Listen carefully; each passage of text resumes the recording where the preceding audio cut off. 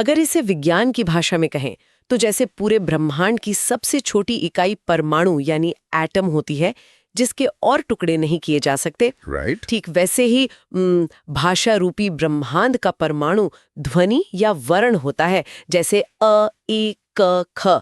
अगर इन्हें और तोड़ने की कोशिश की जाए तो कोई अर्थ नहीं बचेगा, सिर्फ हवा रह जाएगी। सिर्फ हवा।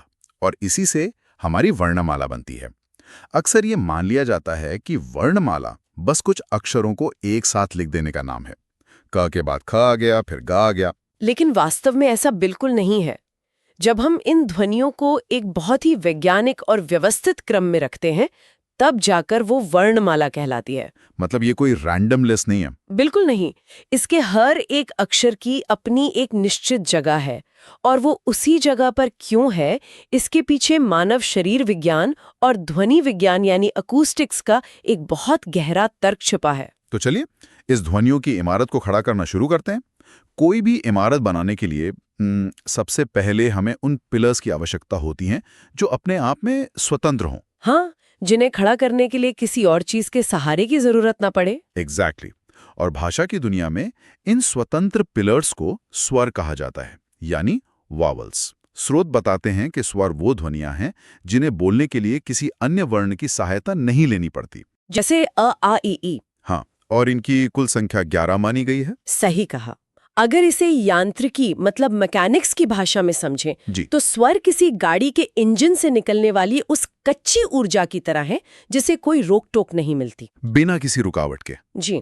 जब फेफड़ों से हवा बाहर निकलती है और वो गले, जीभ या दांतों से बिना टकराए बिल्कुल सीधे मुंह से बाहर आ जाती है, तो एक स्वर का जन्म होता है। ये एक निर्बाध प्रवाह है। क्या बात है। अब इस स्वतंत्र ऊर्जा को भी हमारे प्राचीन विद्वानों ने समय के आधार पर बहुत ही बारीकी से 3 मुख्य हिस्सों में बांटा है। और वे 3 हिस्से हैं ह्रस्व, दीर्घ और प्लुत स्वर। बिल्कुल। ह्रस्व स्वर जैसे अ, ए, उ, री। स्रोत के अनुसार इन्हें बोलने में सबसे कम समय लगता है। जी, सबसे कम। फिर आते हैं दीर्घ स्वर जैसे आ, ई, उ, ए, ऐ, ओ, औ। इनमें ह्रस्व के मुकाबले 2 गुना समय लगता है। एकदम 2 गुना। और अंत में प्लुत स्वर। इसका प्रयोग संस्कृत में अधिक होता है, जैसे ओम, जिसमें तिगुना या उससे भी अधिक समय लगता है। लेकिन यहाँ एक सवाल है जो थोड़ा खटक रहा है। अच्छा, बताइए क्या सवाल है? क्या ये पूरा वर्गीकरण सिर्फ सांसों की लंबाई का कोई मनमाना खेल है? मतलब जिसके फेफड़ों में ज्यादा हवा है वो अ को खींचकर आ बना दे? नहीं नहीं, ऐसा बिल्कुल नहीं है। तो क्या इससे नापने का कोई पैमाना है या ये बस अंदाजे पर चलता है? ये सवाल बहुत ही तार्किक है और यहीं पर व्याकरण का विज्ञान सामने आता है। देखिए, ये कोई मनमाना खेल नहीं है। यहाँ बात सिर्फ सांस खींचने या रोकने की नहीं है, बल्कि मात्रा के सटीक गणित की है। मात्रा का गणित मतलब टाइमिंग? बिल्कुल। संगीत में जैसे ताल या बीट होती है ना, जिसके बिना पूरा गाना बेसुरा हो जाता है, ठीक वैसे ही व्याकरण में उसे मात्रा कहते हैं। एक बार पलक झपकने में जितना समय लगता है उसे एक मात्रा माना गया है। ओके, पलक झपकने का समय। जी। ह्रस्व का मतलब है ठीक 1 मात्रा का समय और दीर्घ का मतलब है ठीक 2 मात्रा का समय। यानी ये संगीत के मेट्रोनोम की तरह बिल्कुल सदा हुआ है। अगर समय की पाबंदी टूटी तो पूरा ढांचा बिगड़ जाएगा। एकदम सटीक उपमा है। और अगर इसमें जरा सी भी चूक होती है तो सिर्फ परीक्षा में अंक नहीं कटते, बल्कि असल जिंदगी में शब्द की आत्मा ही बदल जाती है। वो कैसे? एक बहुत ही व्यावहारिक उदाहरण पर गौर किया जा सकता है। एक शब्द है दिन, जिसमें ह्रस्व ई की मात्रा है।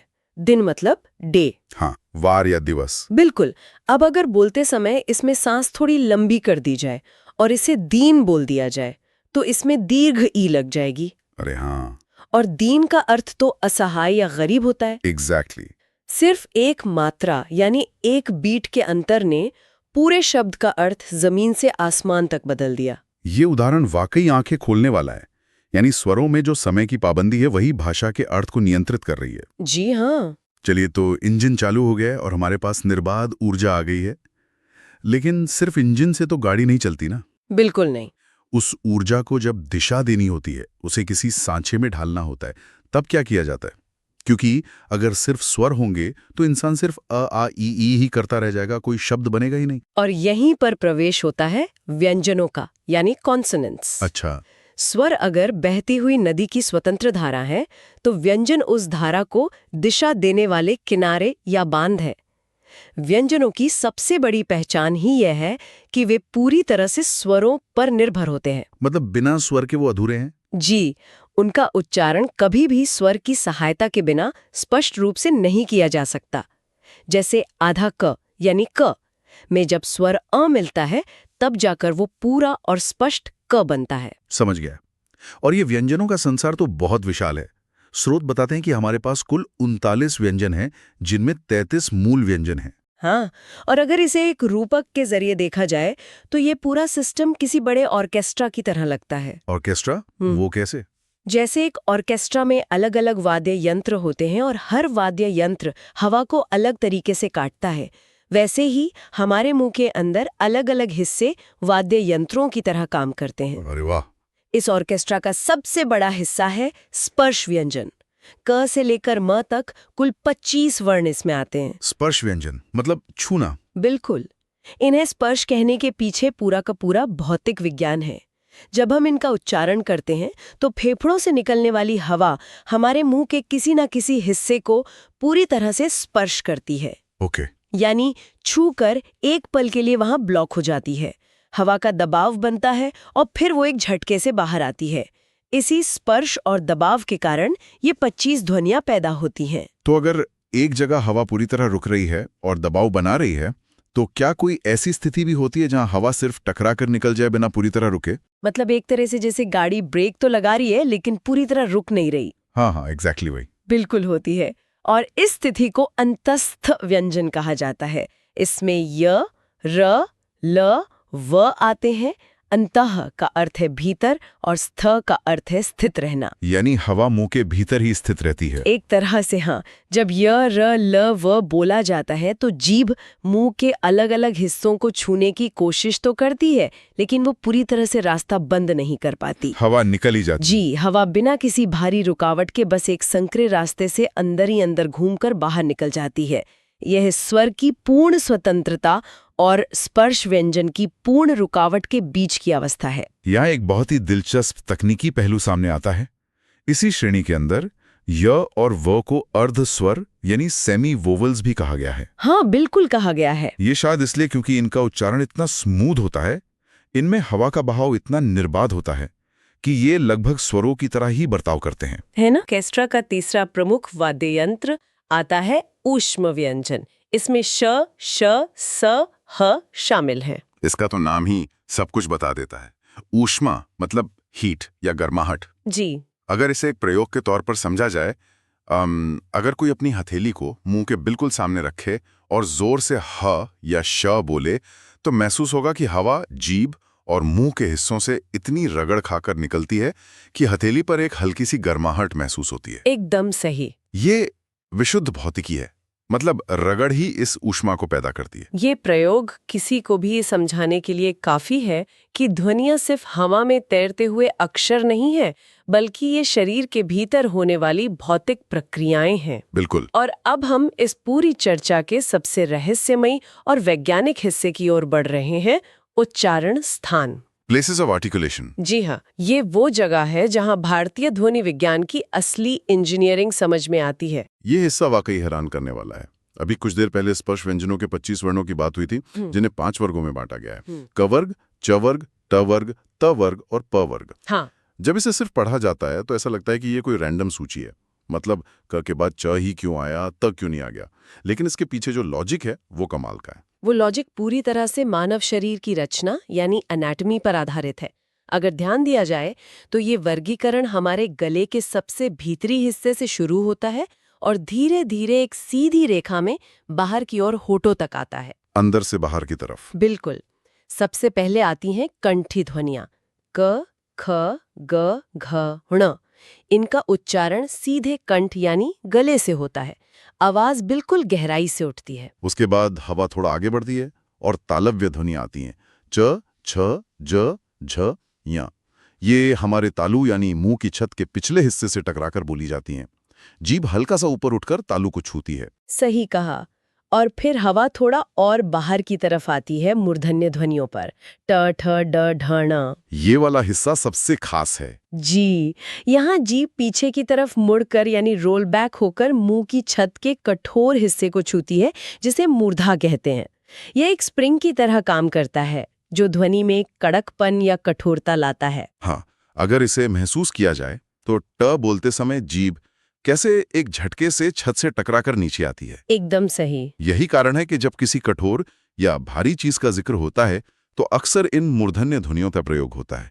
खैर, मूर्धा के बाद बारी आती है दंत्य ध्वनियों की, त थ द ध न। इसमें जीभ बिल्कुल बाहर की तरफ आकर ऊपरी दांतों के पिछले हिस्से को छूती है। हाँ, बिना दांतों के छुए त या थ बोलना शारीरिक रूप से तो असंभव ही है। बिल्कुल असंभव है। और अंत में हवा का सफर बिल्कुल बाहर आकर खत्म होता है ओष्ठ्य ध्वनियों पर, प फ ब भ म। यहाँ ध्वनि केवल होठों के आपस में टकराने से बनती है। वाओ! गले से लेकर होठों तक का ये सफर एक परफेक्ट मैकेनिकल असेंबली लाइन की तरह है। ये सच में अद्भुत है। गला, फिर तालु, फिर मूर्धा, फिर दांत और अंत में होठ। ये अंदर से बाहर की तरफ का एक पूरी तरह से लॉजिकल सफर है। जी। ये कोई संयोग तो हो ही नहीं सकता। ये मानव शरीर की एक प्रॉपर इंजीनियरिंग है, जिसे हजारों साल पहले बिना किसी आधुनिक मशीन के डिकोड कर लिया गया था। यही वो बात है जो इसे सिर्फ एक भाषा नहीं बल्कि एक वैज्ञानिक ढांचा बनाती है। ये मानव शरीर का एक ध्वन्यात्मक नक्शा है। लेकिन एक मिनट, क्या हर ध्वनि इतनी ही साफ सुथरी और स्पष्ट है? मतलब? अब तक तो सब कुछ एक सीधी रेखा में चल रहा था, लेकिन जब दो व्यंजन बिना किसी स्वर की मदद के आपस में जोरदार तरीके से टकराते हैं तो क्या होता है? अच्छा, आप उस तरफ जा रहे हैं। हाँ, और कुछ ध्वनियां ऐसी भी दिख रही हैं जो ना तो पूरी तरह स्वर के घर की लग रही हैं और न ही व्यंजन के। ये कैसे काम करती हैं? बात हो रही है संयुक्त व्यंजन और अयोगवाह की। ये भाषा का वो हिस्सा है जहां व्याकरण अपनी सबसे जटिल अवस्था में पहुंचता है और अक्सर यहीं सबसे ज्यादा गलतियां भी होती हैं। बिल्कुल। संयुक्त व्यंजन का सीधा सा अर्थ है दो व्यंजनों का आपस में जुड़ना, जहां उनके बीच कोई स्वर नहीं होता। मुख्य रूप से ये चार हैं: क्ष, त्र, ज्ञ, श्र। हाँ। क्ष बनता है आधा क और श के मिलने से। त्र तो नाम से ही स्पष्ट है, आधा त और र। श्र बनता है आधा श और र से। लेकिन यहां एक ऐसा पॉइंट है जहां अच्छे अच्छे धोखा खा जाते हैं, और वो है ज्ञ। एग्जैक्टली। बचपन से अक्सर इसे ज्ञ ही बोला और सुना जाता रहा है। जी बिल्कुल। अंग्रेजी में स्पेलिंग भी GYA लिख दी जाती है। ऐसा लगता है जैसे ये आधा ग और य से मिलकर बना है। लेकिन अगर इस व्याकरण के ब्लूप्रिंट को देखा जाए तो सच्चाई कुछ और ही है। सच्चाई ये है कि ये आधा ज और न्य का संगम है। ज और न्य। जी हाँ, च वर्ग का अंतिम अक्षर। ज और न्य मिलकर ज्ञ बनाते हैं। बिल्कुल। अगर इतिहास में जाएं तो संस्कृत में इसका शुद्ध उच्चारण ज्यां के करीब होता था। ज्यां। हाँ, जैसे विज्ञान को विज्ञान कहा जाता था। लेकिन सदियों के भाषाई विकास और सहूलियत के चलते आधुनिक हिंदी में इसका उच्चारण ज्ञ की तरह रूढ़ हो गया। अच्छा, तो ये सहूलियत के लिए बदल गया। बिल्कुल। हालांकि जब परीक्षा में या तकनीकी रूप से पूछा जाएगा कि यह किन वर्णों के संयोग से बना है, तो उत्तर ज प्लस ञ ही होगा। ये जानना बहुत दिलचस्प है कि कैसे समय के साथ इंसानी जीभ ने शॉर्टकट निकाल लिए, लेकिन मूल ढांचा आज भी वही है। जी। अब बात करते हैं उन रहस्यमयी ध्वनियों की जिन्हें अयोगवाह कहा जाता है। नाम से ही पता चलता है कि इनका किसी के साथ योग नहीं होता, यानी ये ना तो पूरी तरह स्वरों की गिनती में आते हैं और ना ही व्यंजनों की। सही कहा। अयोगवाह मुख्य रूप से दो होते हैं, अनुस्वार और विसर्ग। इसके अलावा अनुनासिक भी इससे जुड़ा एक अहम हिस्सा है। अगर एक सवाल पूछा जाए, अगर इनका किसी स्वर या व्यंजन के साथ कोई योग ही नहीं है, तो इन्हें वर्णमाला से बाहर क्यों नहीं निकाल दिया गया? ये आज तक टिके कैसे हुए? क्योंकि भले ही ये मूल ढांचे का हिस्सा ना हो, लेकिन ये किसी शब्द के अर्थ और उसके वजन को पूरी तरह बदल देने की ताकत रखते हैं। अगर इसे एक आधुनिक उपमा के जरिए समझा जाए तो ये किसी ऑडियो प्रोडक्शन के स्पेशल इफेक्ट्स की तरह काम करता है। अरे वाह, स्पेशल इफेक्ट्स है ना? मूल ध्वनि तो अपनी जगह है, लेकिन ये इफेक्ट्स उस ध्वनि का पूरा टेक्सचर या स्वाद ही बदल देते हैं। जैसे अनुस्वार, जब इसका प्रयोग होता है तो हवा सिर्फ नाक से निकलती है, जैसे बेस बढ़ा दिया गया हो। कंस, हंस, ये उपमा एकदम सटीक बैठती है। है ना? और अनुनासिक यानी चंद्रबिंदु में हवा नाक और मुंह दोनों से एक साथ निकलती है, हाँ। जैसे आंख, चांद। हाँ, वहीं विसर्ग का उच्चारण एक छटकेदार ह के समान होता है और ये ध्वनि में एक गहरा ठहराव या भारीपन ले आता है, जैसे अतः, दुख। ये वो ध्वनियां हैं जो भाषा में भावना और गहराई जोड़ती हैं। तो हमने खाली ईंटों से लेकर एक सधी हुई इमारत तक और साधारण वाद्य यंत्रों से लेकर ऑडियो स्पेशल इफेक्ट्स तक का एक लंबा और तार्किक सफर तय कर लिया है। जी बिल्कुल। एक बार इस पूरे ढांचे को समेट लिया जाए ताकि डीएलएड के विद्यार्थियों को और सभी सुनने वालों को ये आसानी से याद रह सके। बिल्कुल। संक्षेप में कहा जाए तो भाषा की सबसे छोटी इकाई ध्वनि या वर्ण है। राइट। उसके बाद आते हैं स्वर, जो बिना किसी रुकावट के इंजन की तरह काम करते हैं। इसमें ह्रस्व, दीर्घ और प्लुत आते हैं। और फिर आते हैं व्यंजन, जो उस हवा को आकार देते हैं, जैसे स्पर्श, अंतहस्थ और ऊष्म। एकदम सही। और सबसे शानदार हिस्सा उच्चारण स्थान।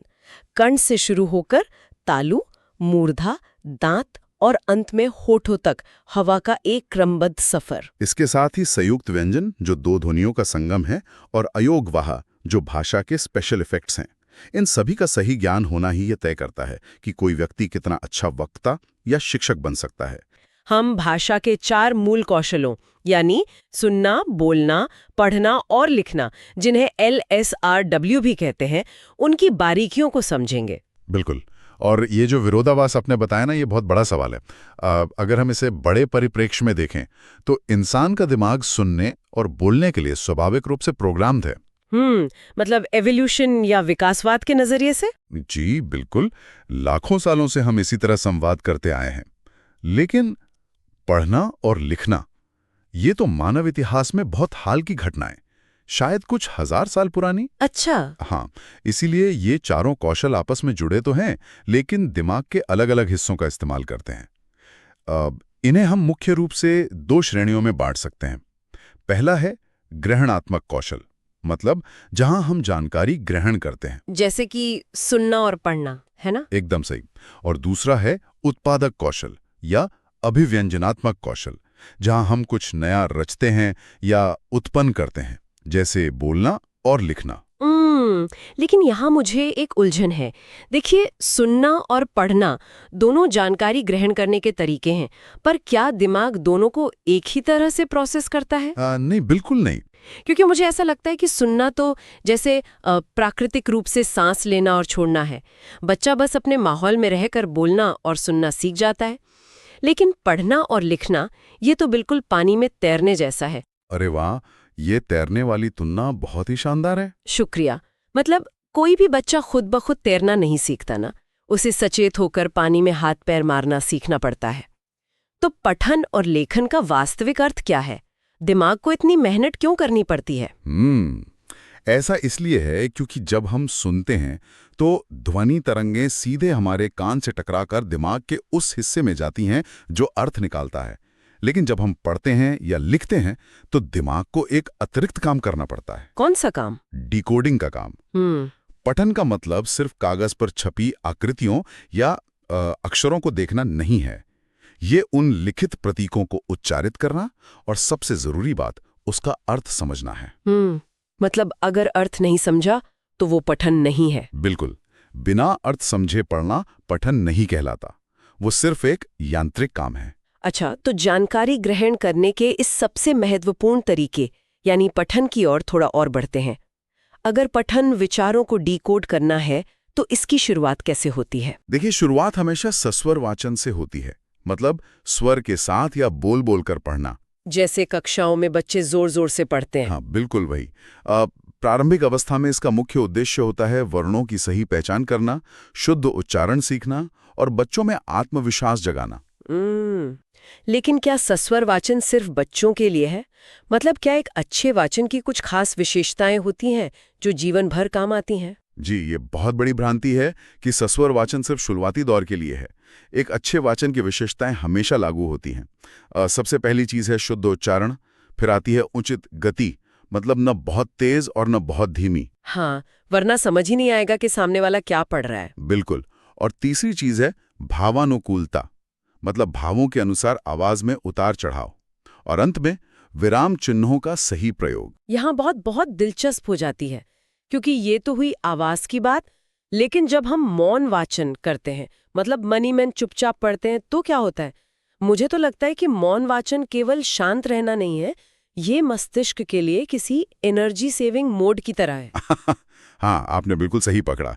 ये सच में एक एनर्जी सेविंग मोड ही है। जब हम जोर से पढ़ते हैं तो होंठ, जीभ, वोकल कॉर्ड्स सब काम करते हैं, जिससे थकान होती है। लेकिन मौन वाचन में वो सारी शारीरिक ऊर्जा बच जाती है और हमारी एकाग्रता बढ़ जाती है। हम कम समय में ज्यादा और गहन अध्ययन कर पाते हैं। इसे गंभीर पठन और द्रुत पठन के लिए इस्तेमाल किया जाता है। अच्छा, और मैंने पठन के प्रकारों में आदर्श वाचन और अनुकरण वाचन के बारे में भी सुना है। ये क्या होते हैं?